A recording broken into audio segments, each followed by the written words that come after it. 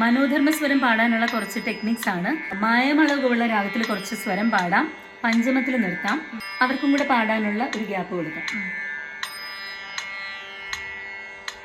പദ പമ ഗമ പദ പമ ഗമ പ പദ പമ ഗമ ഗരി ഗമ ധ പ പദ പമ ഗമ പദ പ സാ നി ധ പ മ ഗമ പ മ പ